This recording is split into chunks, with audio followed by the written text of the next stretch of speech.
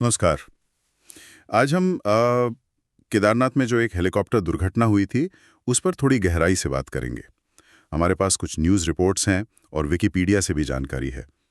ये घटना जुड़ी है आर्यन एविएशन के एक बेल 407 हेलीकॉप्टर से। तो हुआ ये कि हेलीकॉप्टर केदारनाथ से उड़ा, गुप्त काशी के लिए जा रहा था जी। और सुबह का वक्त था, करीब 5:30 बजे।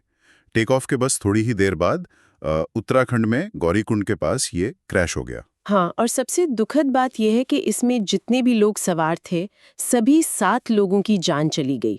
पायलट थी lieutenant colonel Rajveer Singh Chauhan, retired थे वो। हाँ। और उनके साथ 6 तीर्थयात्री थे। रिपोर्ट्स में ये भी आया कि उनमें एक छोटा बच्चा भी था, शायद 2 साल का। ओह, और क्रैश के बाद हेलीकॉप्टर में आग भी लग गई थी। बहुत ही दुखद घटना है ये। चलिए थोड़ा समझने की कोशिश करते हैं कि शुरुआती जांच क्या कहती है। मतलब कारण क्या हो सकते हैं इसके पीछे। देखिए, जो शुरुआती रिपोर्ट्स आई उनमें 2 मुख्य बातें सामने आ रही हैं। एक तो खराब मौसम हाँ। और दूसरा वो पहाड़ी इलाका जो काफी मुश्किल है उड़ान के लिए। और एक बात और, उस घाटी में ना मौसम की सटीक जानकारी देने वाले कोई बहुत आधुनिक उपकरण नहीं है, न ही कोई प्रॉपर एयर ट्रैफिक कंट्रोल जैसी चीज है। अच्छा, तो इसका मतलब ये हुआ कि पायलट काफी हद तक बस देखकर, मतलब अपने अंदाजे से उड़ा रहे थे, वो जिसे विजुअल फ्लाइट रूल्स कहते हैं। हाँ बिल्कुल, वीएफआर पर ही ज्यादा निर्भरता रहती है। पायलट को देखकर ही रास्ता तय करना होता है, और यही चीज खतरनाक हो जाती है, खासकर जब मौसम अचानक से बदल जाए। और जमीन से कोई मदद या चेतावनी का सिस्टम भी नहीं है। जी।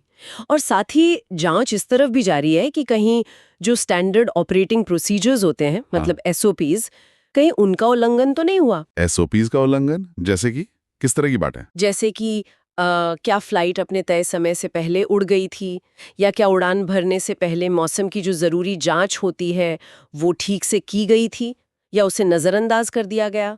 ये सवाल हैं जिनके जवाब ढूंढे जा रहे हैं। कभी कभी होता है कि तीर्थयात्रा वाले रूट्स पर ना सर्विस देने का दबाव इतना होता है कि शायद सुरक्षा नियमों पर थोड़ा ध्यान कम हो जाता है। ये भी एक एंगल हो सकता है। ये तो चिंता की बात है।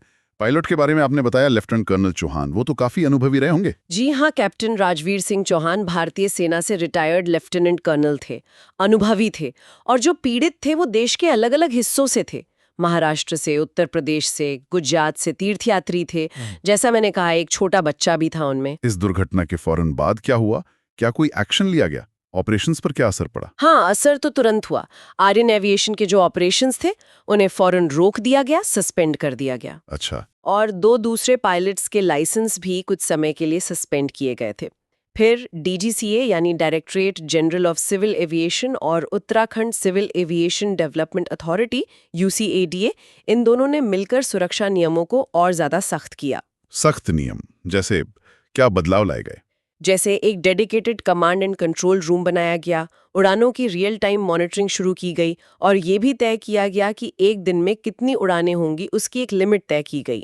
बाद में सेवाएं फिर से शुरू हुई, लेकिन बढ़ी हुई सुरक्षा सावधानियों के साथ, और जब मौसम बिल्कुल ठीक हो तभी। तो अगर हम संक्षेप में देखें, ये एक बहुत दुखद हादसा था। 7 लोगों की जान गई। मुख्य कारण खराब मौसम और मुश्किल इलाका लगता है, पर एसओपी उल्लंघन की संभावना की भी जांच हो रही है। जी। पायलट अनुभवी थे, पीड़ित देश के अलग अलग राज्यों से थे, और एक्शन भी तुरंत हुआ। ऑपरेशंस रुके, नियम सख्त हुए, और फिर बढ़ी हुई सुरक्षा के साथ सब दोबारा शुरू हुआ। बिल्कुल सही कहा आपने। और ये घटना साफ तौर पे ये दिखाती है कि देखिए, ऐसे मुश्किल पहाड़ी इलाकों में, खासकर जहां तीर्थ यात्रा जैसे संवेदनशील रूट्स हों, वहां एविएशन ऑपरेशंस में कितना ज्यादा जोखिम होता है। सही बात है। और ये भी कि सुरक्षा नियमों का कितनी सख्ती से पालन होना जरूरी है। ये सिर्फ एक हादसा नहीं है, ये एक तरह का सबक है, खासकर उन जगहों के लिए जहां मौसम और इंफ्रास्ट्रक्चर दोनों ही चुनौतीपूर्ण हो। बिल्कुल।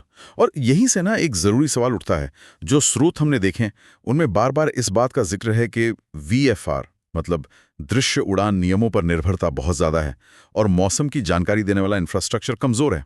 हाँ, ये बात है। तो सवाल ये है कि क्या सिर्फ मौजूदा नियमों को सख्त कर देना काफी होगा, या फिर ऐसे ऊंचाई वाले संवेदनशील रूट्स पर जोखिम को वाकई कम करने के लिए कुछ और बड़े, मतलब सिस्टम में ही बदलाव लाने की जरूरत है? ये सोचने वाली बात रह जाती है।